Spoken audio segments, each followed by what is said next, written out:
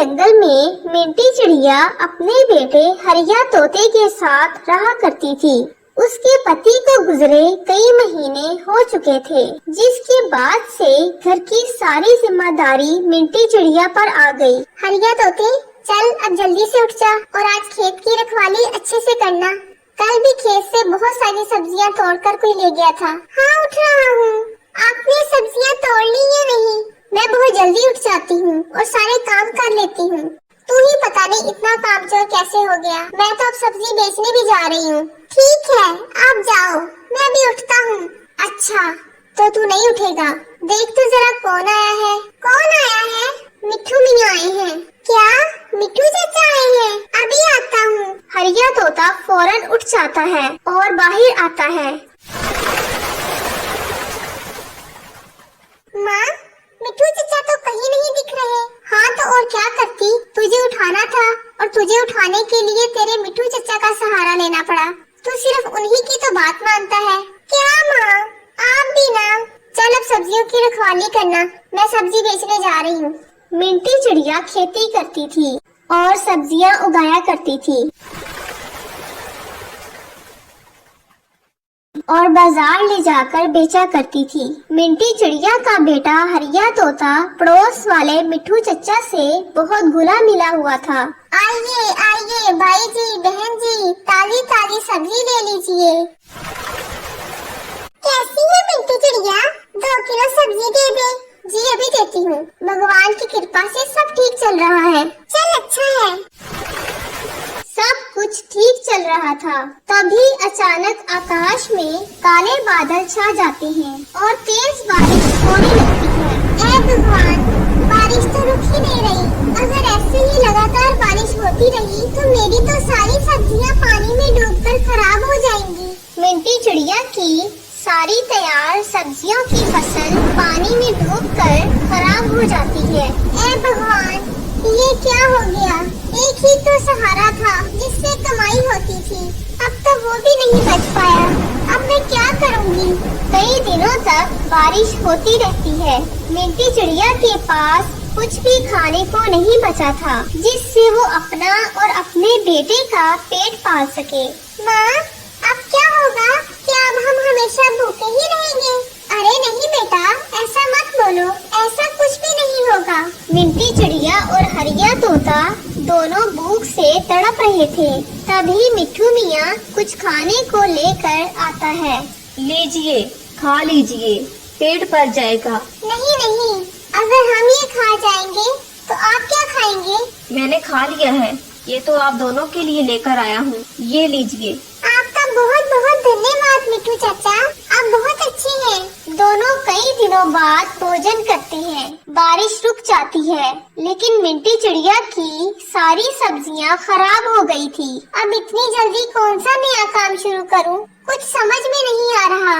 एक काम करती हूँ, सेठ जी के पास से कुछ पैसे उधार लेकर आती हूँ। बोलूंगी मैं दोबारा सब्जियों की फसल बोऊंगी तो सब्जियां बेचकर पैसे वापस लौटा दूंगी। हाँ, यही सही रहेगा। हरिया तोते को साथ लेकर मिंटी चिड़िया सेठ जी के पास आती है। इतनी आसानी से पैसे कैसे दे दूं? क्या भरोसा है कि दोबारा बारिश आ जाए और तेरी फसल दोबारा खराब हो जाए? मेरे तो सारे पैसे डूब जाएंगे, तेरी सब्जियों की फसल फिर से खराब हो जाएगी और तू मेरे पैसे भी वापस नहीं कर पाएगी। नहीं नहीं सेठ जी, ऐसा जरूरी नहीं है, मैं आपके पैसे जरूर लौटा दूंगी। चलो, पैसा क्या लौटाना, तुम एक काम करो, जितने पैसे चाहिए उतने पैसे ले लो और मुझसे शादी कर लो। सारी जिंदगी तुम्हें खुश रखूंगा, कभी किसी चीज की कमी नहीं होने दूंगा। ये आप क्या कह रहे हैं सेठ जी? माफ कीजिए, मुझे आपसे किसी भी तरह की कोई मदद नहीं चाहिए। चल निकल यहाँ से, कहाँ कहाँ से उठकर चले आते हैं। मिंटी चिड़िया अपने बेटे को साथ लेकर घर आ जाती है। कुछ समझ नहीं आ रहा, क्या करूं? आखिर कब तक मिट्ठू मियाँ हमें खिलाते रहेंगे? मिट्ठू मियाँ खाना लेकर दोनों के पास आता है। ये लीजिए, आप दोनों के लिए खाना लेकर आया हूँ। फिर मिट्ठू मियाँ कहता है, शहर के जंगल में मेरी नानी रहती है, उनकी तबीयत बहुत खराब हो गई है, इसीलिए मुझे कुछ महीनों के लिए शहर के जंगल जाना होगा। मगर आप दोनों को अकेला छोड़कर कैसे जाऊं? कुछ समझ में नहीं आ रहा। अरे नहीं नहीं, जरूरी है। नानी जी की तबीयत ठीक नहीं है तो आपको जाना चाहिए। हम अपने आप को संभाल लेंगे। ठीक है, फिर मैं चलता हूँ। तुम दोनों अपना ख्याल रखना।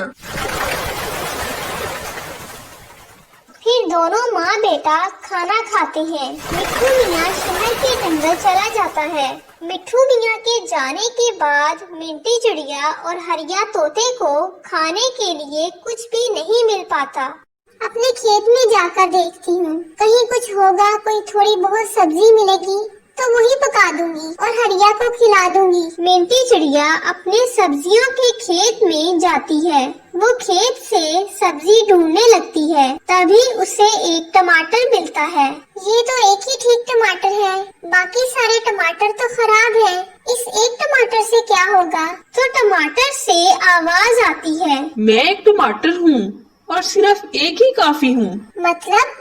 मैं एक जादुई लाल टमाटर हूँ। तुम मुझे जितने टुकड़ों में काटोगी उतनी तरह के अलग अलग तरह के मजे मजे के खाने बर्तन भर के आ जाएंगे और फिर मैं वापस पहले जैसा बन जाऊंगा। ये सुनकर मिंटी चिड़िया बहुत खुश हो जाती है और उसे आजमा कर देखती है।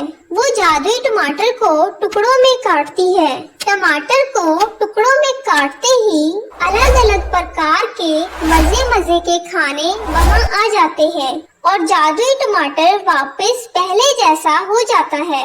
अरे ये कितने मजे मजे के खाने आ गए। अब जाकर हरिया को खाना खिलाती हूँ। मिंटी चिड़िया हरिया तोते के पास आती है और उसे सारी बात बताती है। ये लो हरिया बेटा, ये खाना खा लो। ये सब जादुई खाना है और बहुत स्वादिष्ट है। अब हमारे पास बहुत सा खाना है। अब हम अपना खाने का ढाबा भी बनाएंगे। ये सुनकर हरिया तोता भी बहुत खुश हो जाता है। फिर मिंटी चिड़िया उस खाने से अपना एक ढाबा खोल लेती है और उसका ढाबा काफी ज्यादा चलने लगता है और उसकी अच्छी कमाई होने लगती है और सब कुछ सही से चलने लगता है। कुछ महीनों बाद मिट्ठू मियाँ वापस जंगल आता है। मिट्ठू मियाँ को देखकर मिंटी चिड़िया और हरिया तोता बहुत खुश हो जाते हैं। मिंटी चिड़िया मिट्ठू मियाँ को भी सारी बात बताती है। मिट्ठू भैया, अब आप भी हमारे साथ यही रहेंगे और अब ढाबे का काम भी बहुत ज्यादा चल पड़ा है और मुझ अकेली से इतना काम संभाला नहीं जाता। क्या आप मेरे साथ ढाबे पर मेरी मदद करेंगे? हाँ हाँ मिट्ठू चचा, अब आप कहीं नहीं जाएंगे। ये सुनकर मिट्ठू मियाँ बहुत खुश हो जाता है। अब मिट्ठू मियाँ भी मिंटी चिड़िया के साथ मिलकर ढाबे पर जाने लगा। अब उनका काम काफी ज्यादा चलने लगा था। फिर वो सब मिलकर जादुई ढाबा चलाने लगे और सब मिलकर खुशी खुशी रहने लगते हैं।